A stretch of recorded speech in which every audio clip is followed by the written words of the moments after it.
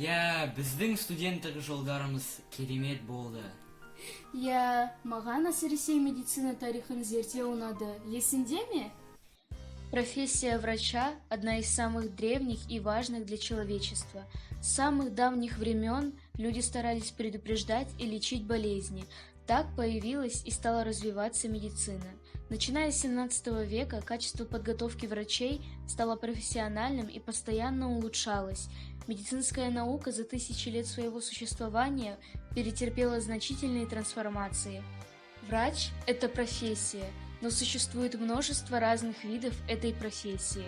Различные виды профессий называют специализациями.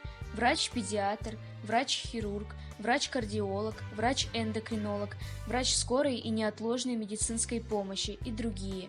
Врач – это одна из самых необходимых профессий. Корона, бро? Не, корона емес. Бұл сөйлем қайдан пайда болды? Сене, есіңде ме? 21-ші ғасырда 20-шы жылы COVID-19-ның қандай қорқынышты эпидемиясы біздің планетамызды жалмады? Мен атамның арқасында дәрігер болдым. Ол дәрігер болды. Провизорлық орталықта жұмыс істеген. Адамдарды ковидтен құтқарған.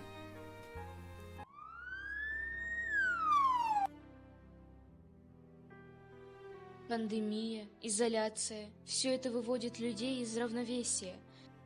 Очень много потерь для одного года. Если задуматься на секунду, в порыве страха и обиды не замечали главного. 2020 год научил нас любить, ценить и заботиться о родных и близких. Ведь они – наша главная опора и поддержка, наш маяк бушующего моря.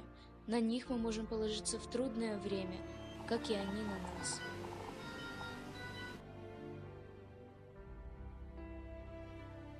Мы осознали, что настоящие герои – это не персонажи из комиксов.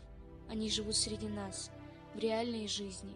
Долгие часы на работе, разлука с семьей, уставшие, они боролись за жизнь. Герои – это врачи. Мы от чистого сердца говорим спасибо. Привет, дорогая. Как сынишка? Привет. Все хорошо, он сейчас в садике. Ты как?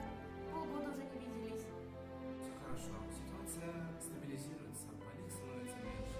Пап, привет, как у тебя дела?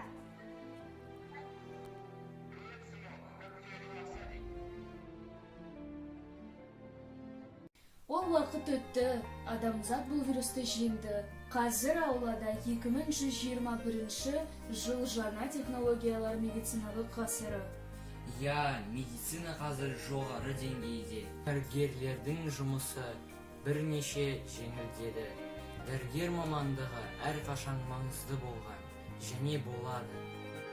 Ол адамдарды құтқаруға, олардың өмірі мен денсаулығын сақтауға бағытталған. Ернұр, біз дәрігер мамандығын жай таңдаған жоқпыз. Егер мен өткенге қайта оралсам, жастарға дәрігер мамандығын таңдауға кеңес берер едім.